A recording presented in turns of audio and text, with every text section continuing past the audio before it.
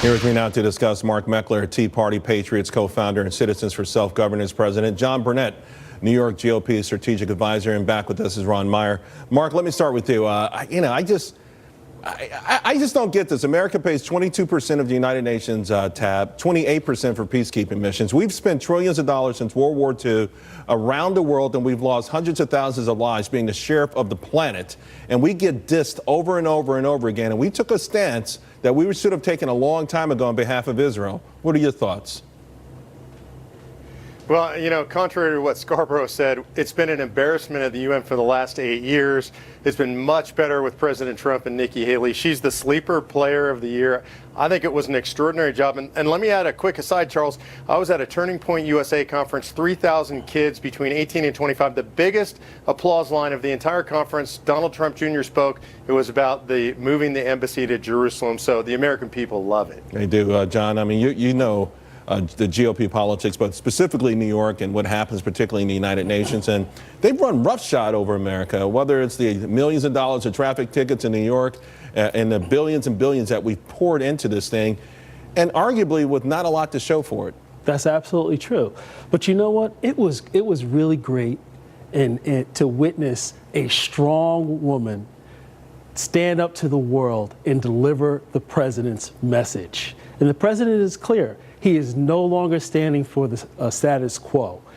The president talks the talk, tweets the tweet, and walks the walk. So it's not going to be business as usual anymore. Ron, is it possible not to be business as usual? Now, it's one thing for the rhetoric, right?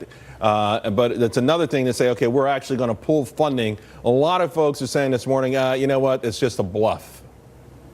No, I mean, I think they're setting themselves up to do it. Listen, if we're going to cut spending after tax cuts, if we're going to cut wasteful spending, we have to look at our foreign aid. We have to look at our funding to the UN. We have to look at a lot of different places. Are we getting the bang for our buck? We should always be asking when we're spending money, what is the return on investment? And our return on investment to sending money to some of these countries is abysmal. We're sending money to countries that despise us. We're sending money to countries that help terrorists that try to attack us. We have to stop doing this. And so I think that President Trump and Ambassador Haley are starting to make the case on why we need to really look at our foreign aid budget. President Trump ran on it, and now I think they're starting to back it up with their rhetoric, and we will see some action coming soon. Mark, you know, there is one side of the political aisle that believes that we should be good universal citizens, good world citizens. Remember, President Obama began his presidency with a sort of apology tour around the world for all the things that America did. You know, you almost felt like we were one of these old colonial nations that at one point had, you know, all of these nations under our thumb. But that persists, and it shocks me. But what do you think would it take to get rid of that notion that somehow we're obligated and we owe the world something? Mark? Look, I don't think we're going to get rid of it on the left. That belief set has been tested over the last 8 years during the Obama administration. The world is on fire. It's in chaos. It's less secure than ever before because of 8 years of that idea. And literally in the last year, things have changed towards the more secure, less fires, really things looking more stable with American leadership because of the strong leadership of President Trump and Nikki Haley. So I think they're going to continue on this course. Anybody that thinks President Trump is a bluffer hasn't been watching him for the last year.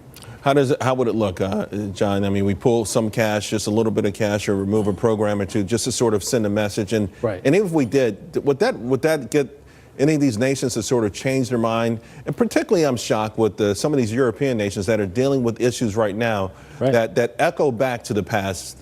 That is absolutely true. Look, we're not going to be the largest contributor and at the same time run trade deficits with everyone.